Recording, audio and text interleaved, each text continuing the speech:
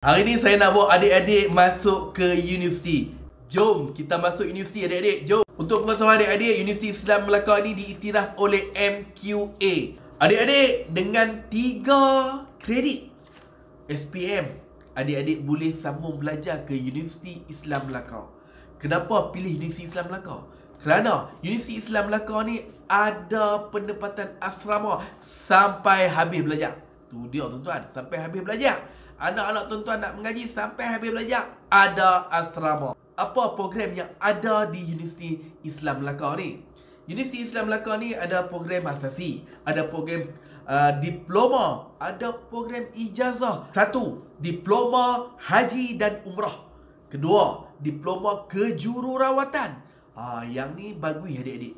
Kalau adik-adik ambil diploma kejururawatan ni, peluang pekerjaan sangat banyak. Hari ni sektor kesihatan memerlukan pekerja yang sangat ramai. Tak ada masalah. Dengan 3 kredit, adik-adik dapat melanjutkan pelajaran dalam bidang kejururawatan, diploma kejururawatan. Kita tengok di ruang komen ada Google Form. Boleh isi Google Form tersebut untuk mendaftarkan adik-adik ke Universiti Islam Melaka. Di Universiti Islam Melaka ni juga ada program Diploma Pendidikan Awal Kanak-kanak. Jadi adik-adik, apabila adik-adik belajar dalam bidang ni, bila keluar esok, adik-adik bukan saja boleh bekerja, tetapi boleh membuka taska sendiri. Dengan Diploma Pendidikan Awal Kanak-kanak, adik-adik boleh buka taska sendiri. Cari satu rumah, buat taska. Lah ni yuran mahal. Yuran mahal lah ni. Jadi inilah peluang adik-adik. 3 kredit saja adik-adik. 3 kredit SPM, adik-adik dapat masuk Universiti Islam Melaka. Diploma undang-undang pun ada. Jadi adik-adik yang berminat nak jadi peguam, nak jadi lawyer, boleh masuk Universiti Islam Melaka. Ambil diploma undang-undang. Di Universiti Islam Melaka juga ada diploma tahfiz. Jadi kepada adik-adik yang belajar di Mahat Tahfiz, nak sambung belajar ke diploma, boleh mendaftar di Universiti Islam Melaka. Adik-adik, inilah peluang kita. Peluang kita melanjutkan pelajaran lebih tinggi ke atas. Dan dengan izin Allah, bukan sahaja ilmu ni adik-adik, bukan sahaja di dunia, tetapi dibawa sampai ke akhirat.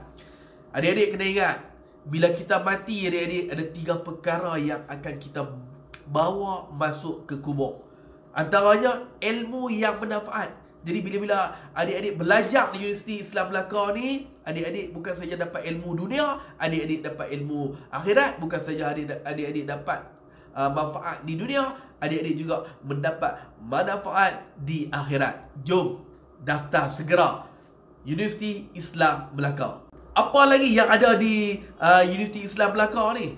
Ada diploma kewangan syariah, ada diploma kewangan, diploma perakaunan, diploma sistem maklumat, diploma pemasaran, diploma teknologi maklumat, diploma komunikasi massa, diploma kaunseling, diploma pengurusan hotel, diploma pengurusan pelancongan, diploma syariah, diploma usuluddin, diploma syariah Islamiah, diploma pengajian Islam dengan pengurusan sumber manusia, dan diploma pentadbiran Islam.